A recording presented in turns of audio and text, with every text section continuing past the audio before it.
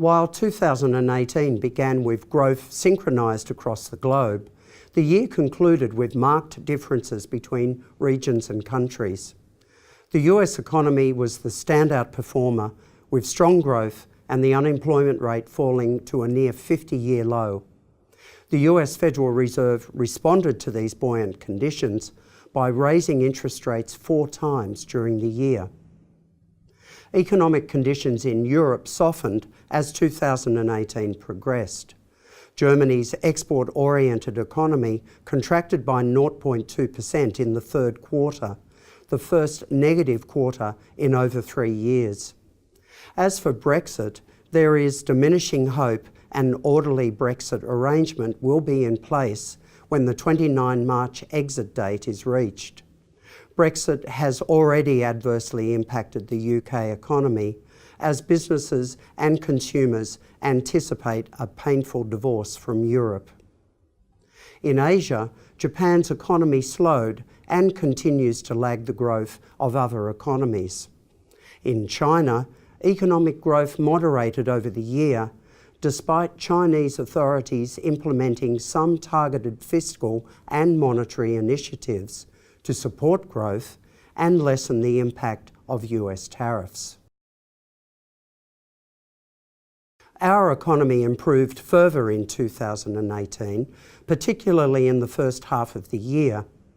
A positive feature was continued improvement in Australia's labour market, with unemployment falling to a 6-year low of 5.1%. Wages growth picked up to a 2.3% annual pace for the September quarter, the highest in 3 years.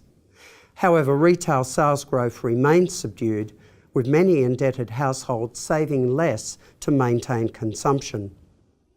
After years of strong price rises, Australian house prices fell 6% in 2018, with bigger falls in Sydney and Melbourne. Inflation remained low, enabling the Reserve Bank to keep the cash rate unchanged at 1.5%, where it has been since August 2016. After beginning 2018 with considerable optimism, market conditions deteriorated in the final quarter. Asset class returns in 2018 were generally low single-digit or negative.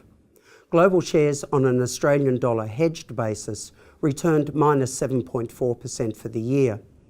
The higher 1.2% unhedged return largely reflected the 10% fall of the Australian dollar against the US dollar.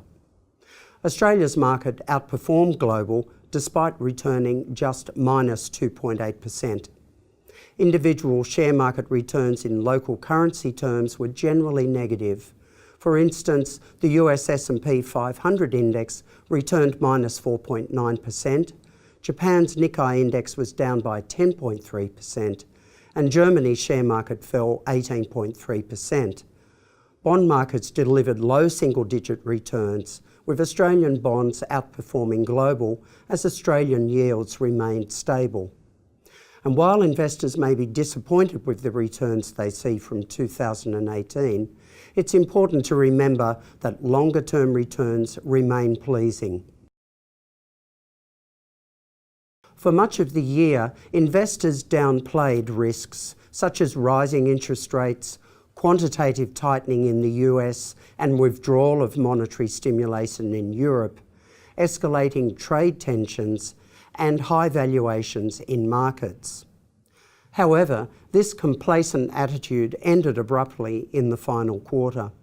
Markets became alarmed about the potential impact of further US interest rate rises, the continued withdrawal of monetary stimulus, mixed news on the global economy, notably on Chinese growth, the possible failure of the trade truce between the US and China, rising political risk, and the realisation that the economic and earnings growth cycle has passed their peak. The new calendar year begins with considerable uncertainty about the investment outlook. We've believed for some time that the appropriate response to the challenging investment environment is to defensively position our multi-asset portfolios. Portfolio decisions we've made include holding more cash than normal, being very selective about the types of bonds we invest in, retaining a high exposure to unhedged global shares to increase diversification, and using strategies whose returns don't rely on share markets. We believe managing risk is the way to generate sustainable returns for our investors. In this unpredictable investment environment, it's more important than ever.